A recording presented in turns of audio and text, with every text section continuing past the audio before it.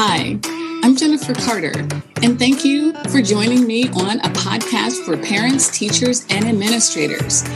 Today's conversation should be a good one, and I'm sure it's something on your mind. So let's get to it. Well, thank you so much for being here with me to have this conversation today. I typically don't introduce my guests. I let them introduce themselves in their own words. I have opinions about you. I know you're dynamic and you are an outstanding representation of Black leadership, Black growth and development, like all the things that, especially as a woman who is a Black woman or African-American woman, there are a lot of things that we can talk about in terms of how you stand up as a role model. And so I could say all that stuff, but I'll let you also introduce yourself, who you are, what you do, and where you do it. Well, thank you so much for that. And first and foremost, let me say I appreciate you as well. We have crossed paths most recently. And so the dynamic work that I am able to do, it is not alone that I stand doing it. And so I'm so proud of that.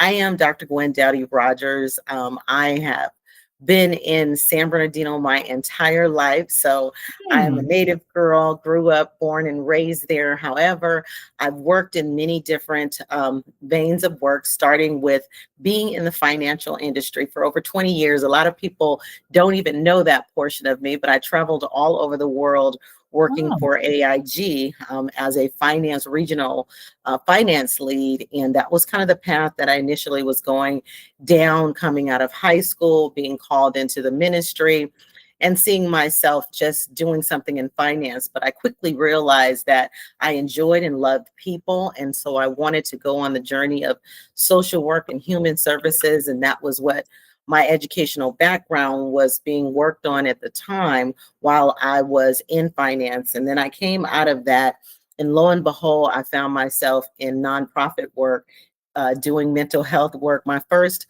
workout, I wanted to simply just be a caseworker.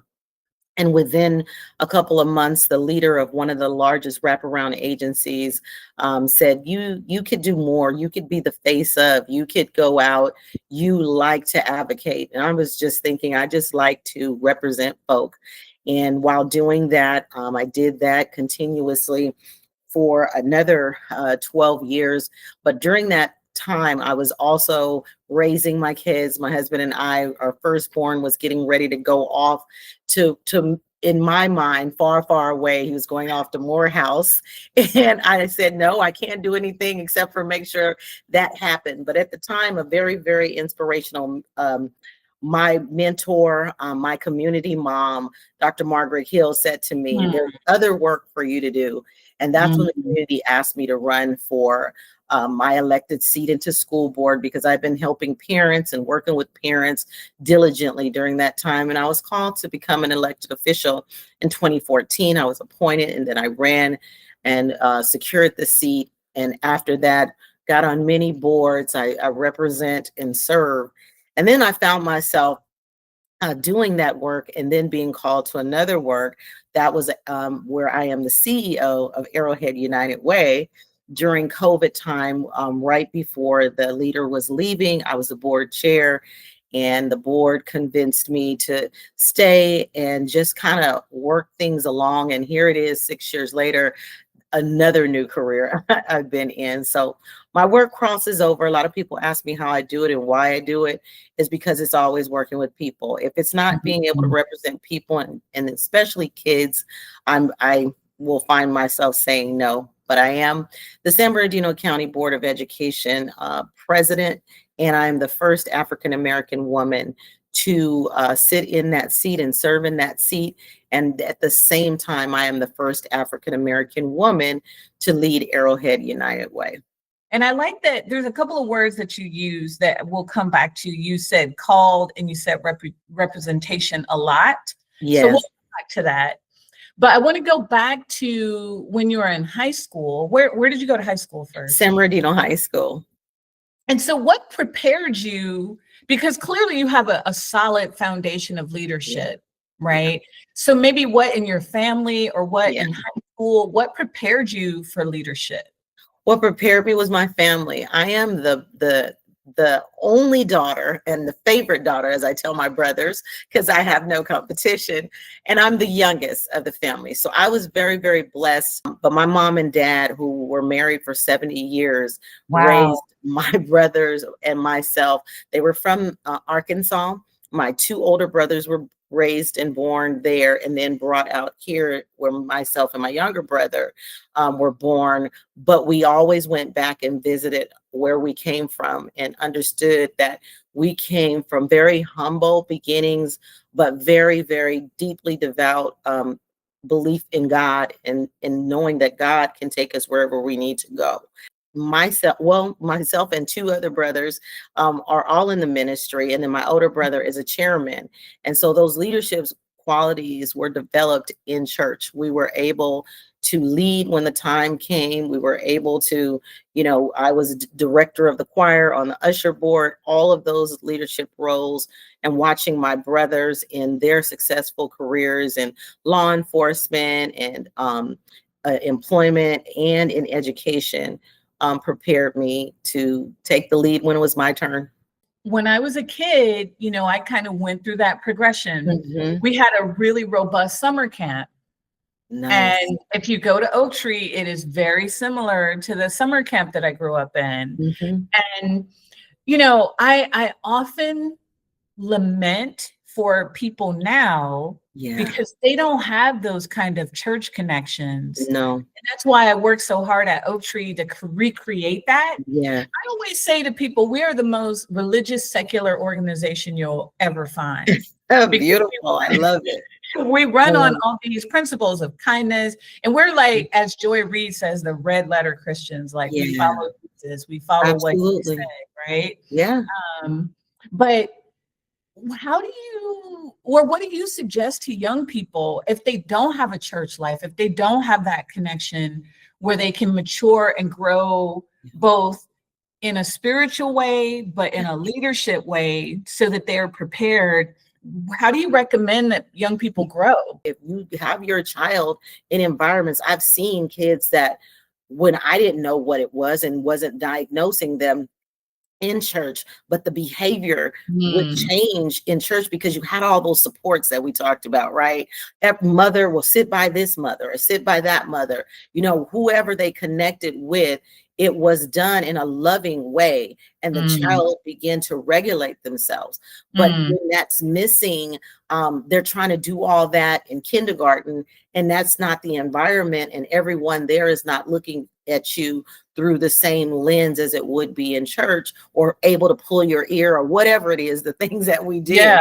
And so I still tell people you have to have that connection, but you need to find something or somewhere that works for you.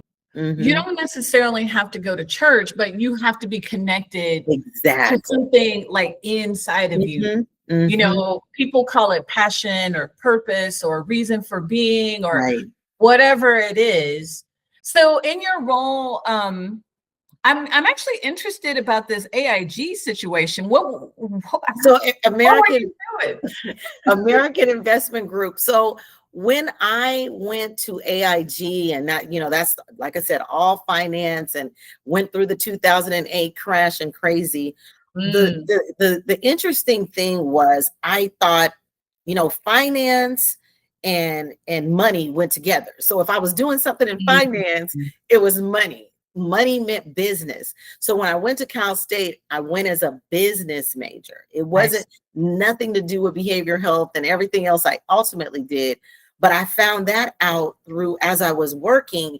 And in finance, naturally, people are coming and getting money. So they're getting money, they're taking loans out on their homes, they're buying things that I would tell people, if you don't pay this, that I have the ability to take it back. It was just the things that God allowed me to do it was nobody but God, because I said, I'm supposed to be putting y'all in debt and approving you guys to be in debt and not counseling you into the things. And I would see ministers. I saw some great leaders that would come in with poor credit over their head trying to get things. And then the most the most disturbing thing people would say to me is that, yeah, I want to pay off all my bills. I was like, okay, so why are you here? It's like, no. I mean, I want to take the money out. And so it never, I'm always so literal in trying to paint pictures for people. And I would explain to them, you're putting this on your house, or you're putting this car on your house that's going to depreciate, but yet all this amount of money is going to go on there. And you run the risk of losing your greatest asset by putting everything together. Now that your bills are under control, double on your payments or whatever. But what they would do is go out and buy more stuff. So and they would come back, and I need this and I need to get that. And and I would sit there and counsel with people. And I was like, okay, I'm going to tell them the truth, because my family, my dad, as they say, very stingy, and I have his gene. So I'm trying to tell people, like, you spend all your money. And my dad would always say, if you don't spend all your money, would save it for a rainy day, the rainy day, you never know. And that stuck with me, is that he was like, you can have anything you want, but you don't have to spend all your money. You don't have to wear it all on your back. And, that journey was so amazing, because as I was working there, I was helping people and talking to people. I even had staff that I married, a couple of staff members, that was like, they would come to me and say, well, will you be our counselor? And can you counsel us? And because I always tell people, I will not marry you unless I counsel you. So don't ask me to come do the quick, I'm not doing it. And I had staff that would do that. And it was tumultuous on the other end, because I was in corporate America working with a lot of males. I was young, female and Black. So the challenges were there, but I just never let them overcome me, because I would always see things in a positive light. Yeah, this is crazy what they're doing, but as long as you don't mess with me, I'm moving forward. And then when I moved into the mental health, it was just one night. I was up late, because I'm one of those that's up like my mom used to be. And I was like, oh, I'm on a quest to look for another job, because I was always applying for jobs with the county. And I would never get it. And I was like, how come I'm not getting this job? How come I'm not getting this job? What? And actually, my dissertation was dedicated to a woman that interviewed me and didn't hire me, because I was angry at her. And I knew I knew I was qualified for the county job. And for some reason, I looked at her and I was like, she doesn't believe all these things that I can do, and she's not going to hire me. And I carried a grudge for a few years. And I finally got a chance to tell her. And she was like, I cannot believe that. She said, I don't remember you in the interview, but what she did tell me is that, I'm so glad I didn't hire you. She said, had I hired you, she said, look at all the things you're doing. Now, of course, she got a chance to, she was like, you're in education now. You went back to school. You did all these things. And she said, I'm glad I didn't. She said, because had I hired you, all these things that God had for you, you wouldn't have done. You would have been sitting in the office somewhere doing whatever. So for whatever reason, he used me. And so when I wrote my dissertation, I dedicated it to my mom, my dad, and her.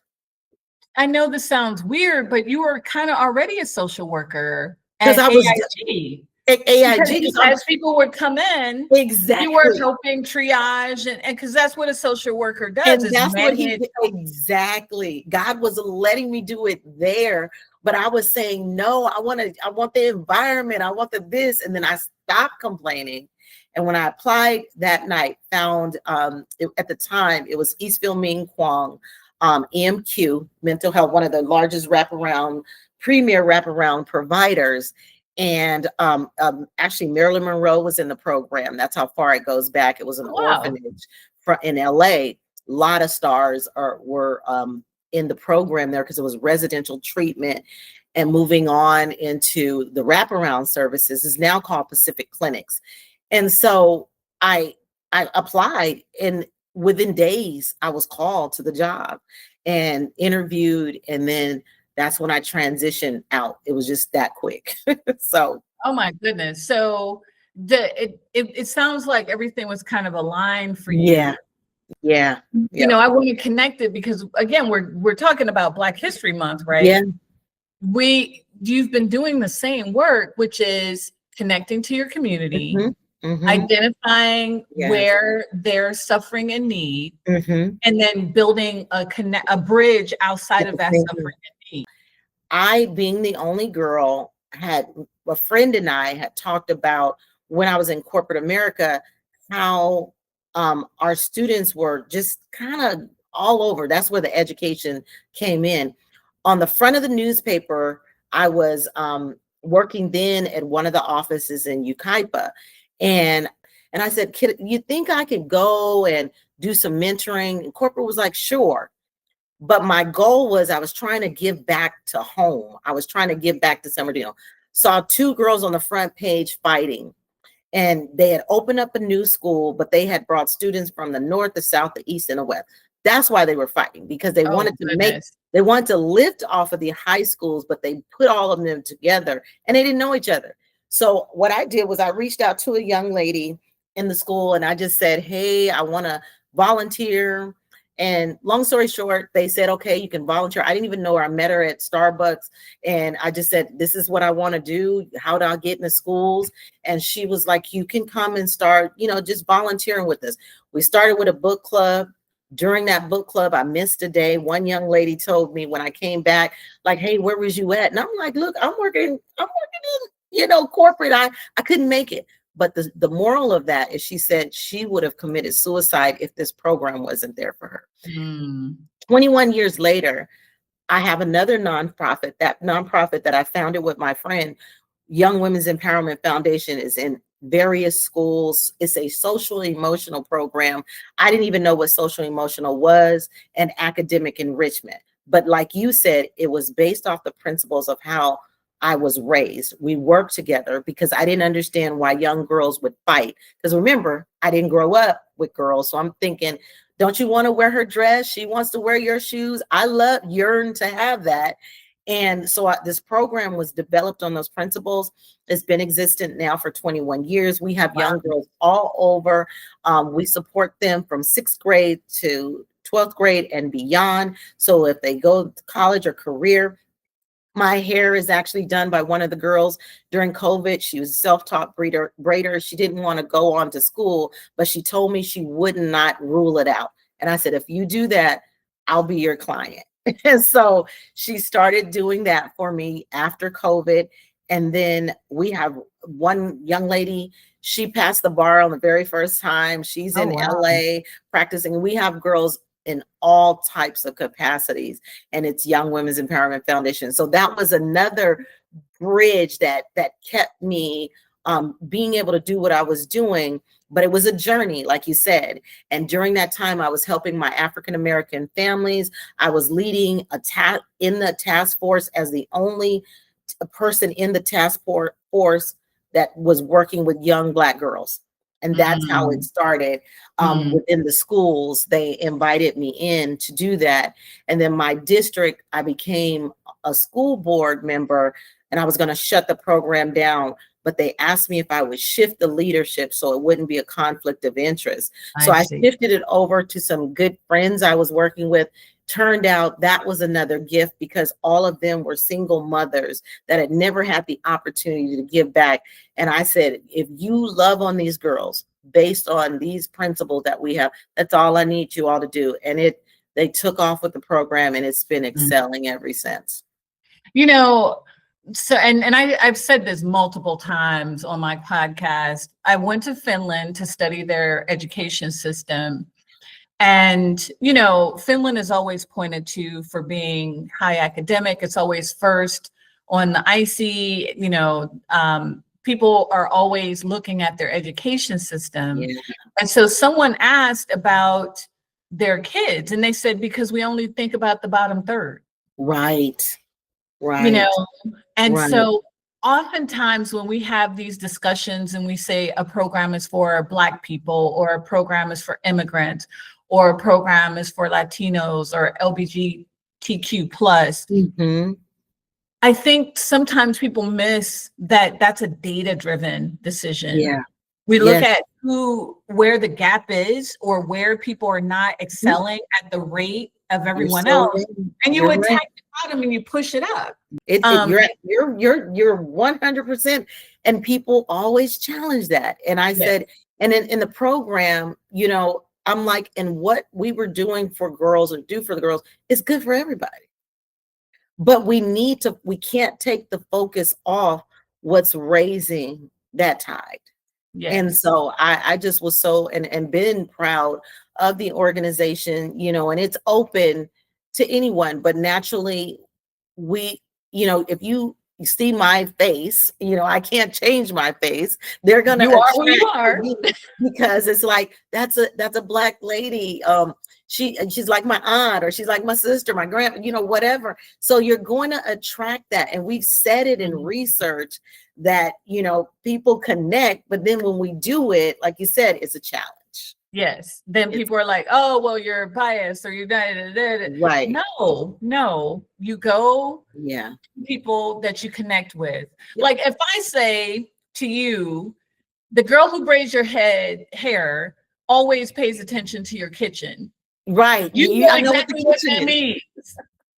Nobody, like even my husband won't know. Right. You know? No, they're like, kitchen at home. What does that got to do with that? Right. So that is so funny. That's like the water hose thing. It's, you know, it's okay. Like I love when people support other affinity groups in a positive way. You know, if there's a white men's organization, and in fact, I was somewhere and it was almost all white men, but they were doing community service.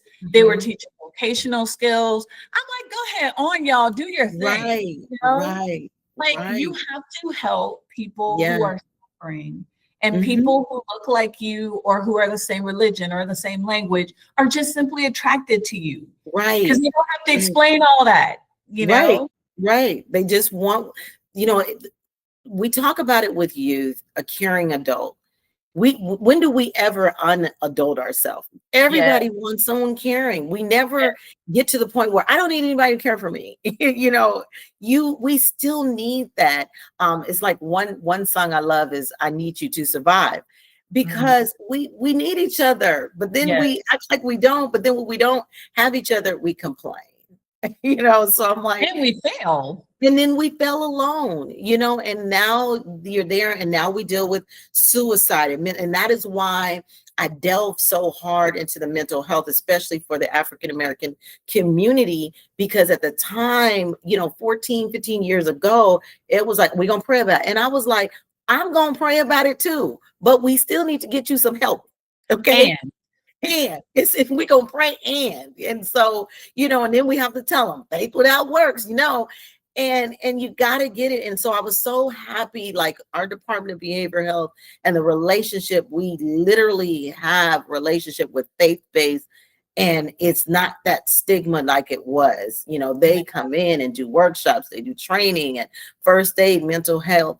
All of those things were so important, but we were doing ourselves a disservice, especially as the, you know, traditional Black churches, is we didn't want to deal with that, because that was also delving into the business, because somebody had somebody that they were calling special. But when you get into the lingo and understand, you're stereotyping, you're diagnosing. Stop. What do you mean they're special? You know, stop that. Okay, so if they're special, what's special about it? Shouldn't they be with other special people? Right. And we use these terms, and I was like, oh my God, or they're cray, and you know, all that. And so we've done better in that. And I'm happy. And I said, we still can pray. We still gonna pray, but we're gonna drop the stereotypes, and we're gonna give people the help that they need, because we can't have young folks taking their lives, or, you know, or anyone, you know, feeling like you are that hopeless that, you know, you got to take your life. Yeah. And, you know, that the ostracism, you know, that comes when you are special. Yeah. Because that's another way to say different. Yeah. And especially when you're young. I mean, I feel some type of way when I come into a room and I feel different. Yeah. You know? When you're younger, that it lands different. And when people are called special, they're just hearing, I'm different. I'm ostracized. Like everybody else. Don't fit in, you know, and that's eroding to their mental health. It does. And their self-esteem, you know? Yeah. And you can't ignore it. And so our history definitely, when we look at our rich history and all that we have, we pay homage to all those who came before us, but we also realize some of the things that they weren't able to deal with, publicly speak about. We can read about some of the mental health challenges now because we find it in their bios or history somehow, and we're now bringing that out. But imagine what they went through without being able to talk Right. about it, or Right. hiding family members that had disabilities and things like that. And now we look and we embrace, we champion, we talk about it so we can help the next generation or the next person. And so, our history is, I live for it, but I live for seeing people that I can see and touch. I love reading about everyone else, but we are history, and that dawned on me really hard when I swore in this last time as the first African-American woman. And I'm thinking, my goodness. And then one of the sororities had placed me in their trivia questions when they talked to the kids. Oh my goodness. And to have that, I'm thinking, wow, I learned about other people like they're learning, but it's me and I'm still here. I'm not gone. And so being able to be living history and talk to folks about the things that they're doing, that's what does my heart good, to say, you've done this and you've done this as a Black woman, Black man, and you're here and we could talk to you. We don't have to read your story. We can sit up under your feet. And that's how I was with Dr. Margaret Hill and my mom. And losing those two was very devastating to me, because I talked to Dr. Hill every day. She was my community mom in the day when I went to work, and then I had the blessing of having my mom in the evening time to call or talk throughout the day. And I don't take those things for granted, and I try to be that now for young people as well. When they call me, I answer. I try to help in any way I can, or direct, or do whatever. And they don't mind asking me to write these letters of recommendation that I said I would. And now every time I look, okay, let me get it done. And it's so true. I feel like, we're speaking about our faith. I feel like there's a line to stand before God. Yeah. And every time a mom or an aunt, we move up. I think the point that you're making is that the leadership is the same. Yeah. It's how do you talk to people when you look at them, they look at you and they're like, you're an old lady. Right. And we're like, I'm not old. I'm not, right. And you look at them and you're like, well, you too fast. Right. And they're like, I'm not fast, and you just have to figure out how to face that, because as you're saying, we need each other. Yeah. They need our experience and leadership. They do. So that they can transition. And we need them, because eventually we're going to be like, it's your turn. Here, do this. Yes. And we need Dr. Hill passed away and she worked with alternative ed. She found a love that she didn't want to just do mainstream. And she worked with alternative education kids. And she always told us, you never know who's going to end up serving you. One of her alternative education students became her doctor at the hospital where she would go. And she said, she would always tell us, imagine if I treated him wrong. And he cared for her, and she never forgot a face, never forgot a student. And I said, what a testimony. You just never know. And so that's why I do take time with the youth, but they do allow me grace, because I will go off and tell them in love. I'm like, I don't know which one I am. I've moved up from big sister to TT. So I don't know. I'm going up somewhere else. I guess I'm mama. But, I will let them know, I'm just sharing this with you. Now, what you do with it, it's a little different than our generation. Like, I'm going to make you, I'm like, what you do with it is up to you. But I do, I can't let you go knowing that someone else is just going to point out what I could have shared with you. Exactly. And so I do that to let them know and let them make their choices, because that's really the barrier. They don't want to be told what to do. So I'm like, here's some options for you. There's some options. Take what you need, leave the rest. Right. Yes. This has been absolutely delightful. Thank you so much for talking to me. Can you tell everybody where they can find you or how they can So get in? yeah, you can find me. You can find me on social media. Like Gwen Rodgers. I got a couple of pages up. One is my campaign page, or you can always call me at 951-203-0744. Love to give it out. I'm always there. Or Gwen, GWENR at ahuw.org. I've had the same phone number. So my husband and I just celebrated 30 years. So I've had the same phone number for 32 years. He gave me the phone. I always say that to kids and they're like, you got the same phone. No, it's the same phone number. I got a new phone. That's possible. That is too funny. Well, thank you so much. Absolutely. Thank you. Thank you for having me. This was very enjoyable. I appreciate it. You're welcome. If you like what you heard, or even if you have some feedback, put a comment in our comment section. Be sure to like our page and make sure that you subscribe so that you can hear when the next video comes out. Thanks so much again for joining us.